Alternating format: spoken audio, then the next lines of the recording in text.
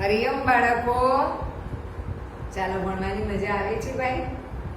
આજે આપણે ગુજરાતીમાં તમને કી વાળો કક્કો રસોઈ વાળો લખ્યો હતો ને, ખ્યાલ આવ્યો એમાં ભાઈ?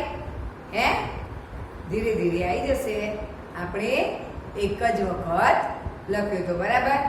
આજે આપણે ચોપડીમાં સ્વાધ્યાય પોથી છે તમારી પાસે અભિનવ, એમાં પાના નંબર 37 ઉપર કક્કો છે, એ આજે આપણે લખવાનો છે, બરાબર. હવે આપણે સૌ પહેલા આપણે કયો કક્કો લખ્યો તો? અ વાળો. પછી આપણે શીખ્યા આ વાળો, એટલે આપણે શું બોલ્યા? કા, ખા, બરાબર. અને હવે આપણે શીખીએ છીએ નાની ઈ. હસઈ એટલે એને કહેવાય કી, એટલે ઈ બોલાય. અ વાળો હોય એટલે પાછળ અ બોલાય, ક મ, બરાબર. અને આ વાળો હોય ત્યારે પાછળ આપણે બોલીએ એટલે આ આવે, કા, ગા, પા, શું આવે છે પાછળ? આ આવે છે. હવે આપણે હસવાઈ એટલે નાની ઈ, તો હવે આને આપણે બોલીશું ત્યારે શું વંચાશે? કી, ઈ. ઈ આવી ને પાછળ, તો આપણે ઈ બોલાશે, બરાબર. તો એ ઈ કેવી હોય છે હું તમને આજે ફરીથી બતાવું. જુઓ, આ ઈ કેવી છે? નાની ઈ છે. જ્યારે મોટી ઈ કેવી છે? જો એને આ મોટું છે, જ્યારે નાની ઈને અહીં આટલે સુધીનું જ છે. તો આને હસ્વઈ કહેવાય અને આને દીર્ઘઈ કહેવાય. દીર્ઘ એટલે મોટું, હસ્વ એટલે નાનું. તો અત્યારે આપણે આ ઈ વાળો કક્કો શીખીએ છીએ, પછી આ દીર્ઘઈ વાળો કક્કો આવશે. તો એની દીર્ઘ હસ્વઈની નિશાની કઈ છે? માત્રા આ રીતે આગળ આવી હસ્વઈ કરવામાં આવે છે, બરાબર. અને આ વાળો હતો ત્યારે એની માત્રા કઈ હતી? હા, આની માત્રા છે કે એ પાછળ હોય તો આપણે પા, મા, ટા એ રીતે બોલતા હતા. હવે આને આપણે બોલીશું કી. હવે એ અહીંયા હું આને મૂકું તો હસ્વ લી, હસ્વઈ લી કહેવાય. આને એટલે આને આપણે વાંચીશું લી. શું બોલીશું? લી. હવે હું એને અહીંયા સને હસ્વઈ કરીશ તો શું વાંચીશું? સી. પણ અહીંયા એને કાનો કરેલો હોય તો શું વંચાય? રા. આ માત્રા હોય ત્યારે આ, અને આ માત્રા હોય ઈની માત્રા એટલે લી, બરાબર. એવી જ રીતે લ તો એવો ત હોય તો પણ શું વાંચીશું? તી. તને હસ્વઈ તી. હવે આ છે કી, કારણ કે કને આપણે શું કર્યું? હસ્વઈ, હસ્વઈની માત્રા કરી છે. એટલે હવે છને, તો છને હસ્વઈ છી. અહીંયા તને હસ્વઈ હતી તો કહેતા હતા તી, પણ હવે મેં તને આની માત્રા લગાવી તો શું કહીશું? તા. શું કહીશું? તા. તો ભાઈ એ જ છે, એને હમણાં હસવાઈ હતી ને હવે આ વાળી માત્રા છે તો તા, અને હવે તેમાંથી કંઈ પણ ના હોય તો શું વાંચવાનું? ત. બરાબર? આ ત, આ તા અને અહીંયા તી. તમે હવે 3 માત્રાઓ શીખી છે, અ વાળી, આ વાળી અને ઈ વાળી. બરાબર? તો આ રીતે બધાએ આ છે ફ, તો ફા. હવે એ ફને હું અહીંયા મૂકું તો શું વાંચીશું? ફી. બરાબર ને? ખ્યાલ આવી ગયો બધાને? હવે ઈની માત્રા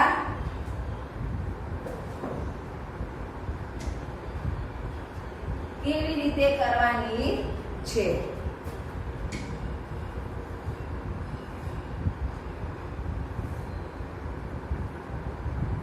જુઓ,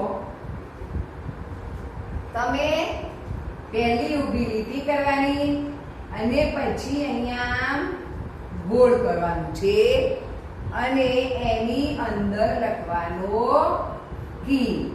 એવું નહીં કરવાનું કે અહીંયા હસવાઈ કરી હોય અને આપણે ક અહીંયા લખીએ. વરસાદ આવે તો આપણે છત્રીની નીચે જ રહેવું પડીએ ને. છત્રીની બહાર નીકળી જઈએ તો પલળી જવાય. એટલે એવું છે, આ કને આપણે હસવાઈની બહાર કાઢી દઈએ તો પછી કી કહેવાય ના. તો એને કોઈ પણ અક્ષર હોય, કી હોય કે પી હોય, બરાબર, પણ એ એની નીચે અંદર જ આવવો જોઈએ.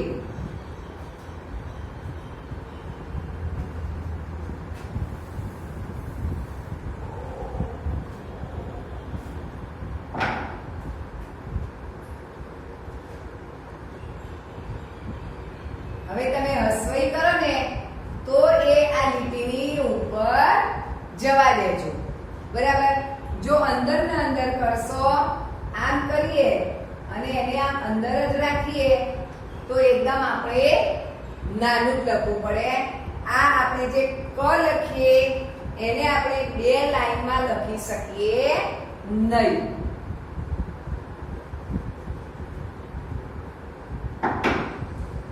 આપણે જ્યારે આ ક લખવો હોય તો આપણે એને આ ડબલ લીટીમાં ઉપર નીચે લીટી અડાડી આપણે ક લખીએ અને જો હસવાઈ અંદર કરીએ તો લખાય નહીં. એટલા માટે હસવાઈને આમ ઉપરની લીટીમાં લઈ જવાની. બોલો, કને હસવાઈ કી, ખને હસવાઈ કી, ગને હસવાઈ કી, ગને હસવાઈ કી. બરાબર? એટલે આ મૂળાક્ષર તો આપણે ડબલ લીટીમાં જ લખવાના છે. ચને હસવાઈ ચી, ચને હસવાઈ છી, જને હસવાઈ જી, જને હસવાઈ જી. પછી આપણે અહીંથી જોઈને અહીંયા લખીશું. તમારી અભિનવ ભાષા લેખનમાં પણ ઉપરનો કપ્પો એવો છે કે અહીંયા લખેલું છે એને જોઈને તમારે નીચે લખવાનું છે. પણ જ્યાં નાની લીટી છે એમાં, અહીંયા મોટી હશે, અહીં મોટી હશે તો એમાં લખવાનું નથી. કને હસવાઈ દી, કને હસવાઈ ધી, દને હસવાઈ દી, ધને હસવાઈ ધી, અણને હસવાઈ અણી, तने हस्वैति थने हस्वैति दने हस्वैदि दने हस्वैदि नने हस्वैनि पने हस्वैपि फने हस्वैफि बने हस्वैबि बने हस्वैबि मने हस्वैनि यने हस्वैयै रने हस्वैरि लने हस्वैलि वने हस्वैवि शने हस्वैषि शने हस्वैषि शने हस्वैषि हने हस्वैहि अळने हस्वैयळि बराबर હવે અહીંથી જોઈને આપણે અહીંયા લખીશું અને લખીશું એટલી વખત બોલીશું બરાબર ને એ આપણો નિયમ જ છે કે બોલો અને લખો ચલો કાને હસ્વૈકી खाने हस्वैकी गाने हस्वैगी गने हस्वैगी जाने हस्वैची छने हस्वैची जने हस्वैजी जने हस्वैजी तने हस्वैति थने हस्वैति दने हस्वैदि दने हस्वैदि अणने हस्वैयाणि ताने हस्वैति थाने हस्वैति दने हस्वैदि गने हस्वैदि नाने हस्वैनि पने हस्वैपि पने हस्वैपि बने हस्वैबि बने हस्वैबि मने हस्वैनि यने हस्वैयै रने हस्वैरि लने हस्वैलि वने हस्वैवि शने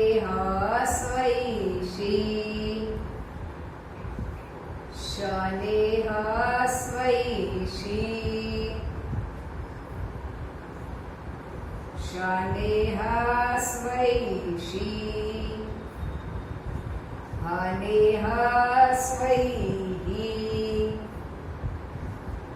અળને હસ્વઈ અળી. બરાબર. આ આપણે જોઈ જોઈને નીચે લખી દીધું. હવે તમારે નીચે આ રીતે આપેલું છે. અહીંયાથી જોઈને તમારે અહીંયા લખવાનું છે. જ્યારે આ બે કક્કા ખાલી કી જ આપેલો છે એને આપણી જાતે લખવાનો છે.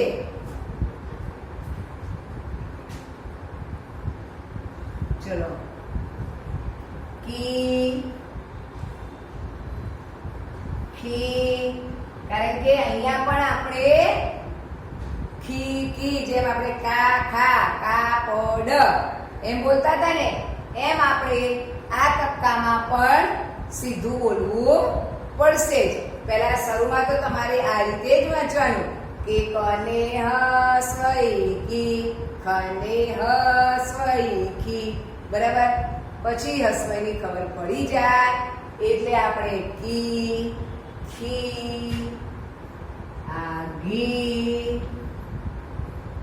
ઘી ચી છી જી જી. અહીંયા આપણે છોડવાની નથી, સળંગર લખી દેવાનું છે. ટી થી ડી ધી અણી તી થી દી ધી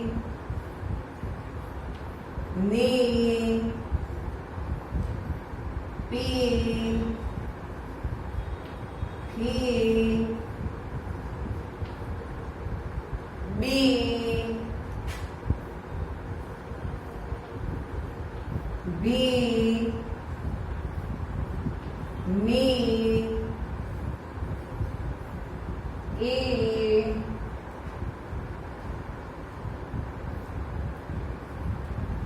રી લી વી શી શી શી હી અળી. બરાબર. આપણો આ સરળ કક્કો પૂરો. હવે આપણો બીજો એવી જ રીતે કક્કો છે, એમાં પણ ખાલી તમને આ કી જ લખીને આપ્યું છે. આની જેમ અહીંયા પણ તમારે પૂરો કક્કો જાતે લખવાનો છે. અહીંયા ઉપર છે ને એમાંથી જોઈ લખી દેવાનું. તો ચલો કી ખી ઘી ઘી ચી છી જી જી ટી થી ડી ધી અણી તી થી દી ધી ની પી ફી બી બી મી કી રી લી વી શી શી સી હી બરાબર જુઓ તમે આ લખેલીમાં બધી તમે હસવાઈ જુઓ એક જ સરખી આવી જોઈએ કોઈ આવું કરતા નહીં બધા આમ કરીને આમ કરીને આમ કરી દે છે બરાબર એવું કરવાનું નથી આપણે ઊભી લીટી અને ઉપર અડધું ગોળ એ રીતે લખવાની છે હસવાઈ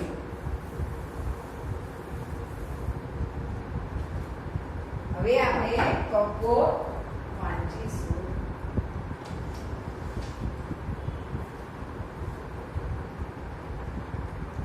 ચલો કાને હાસવાઈ કી ખાને હાસવાઈ કી ગાને હાસવાઈ ગી ગાને હાસવાઈ ગી ચાને હાસવાઈ ચી છને હાસવાઈ છી જાને હાસવાઈ જી જાને હાસવાઈ જી તાને હાસવાઈ તી થાને હાસવાઈ ધી ડને હાસવાઈ ધી ડને હાસવાઈ ધી અણને હાસવાઈ અણી તાને હાસવાઈ તી થાને હાસવાઈ ધી દને હાસવાઈ દી ધને હાસવાઈ ધી નને હાસવાઈ ની પને હાસવાઈ પી હને હાસવાઈ પી બને હાસવાઈ બી વને હાસવાઈ બી મને હાસવાઈ મી યને હાસવાઈ રને હાસવાઈ રી લને હાસવાઈ લી વને હાસવાઈ વી શને હાસવાઈ શી શને હાસવાઈ શી શને હાસવાઈ સી હને હાસવાઈ હી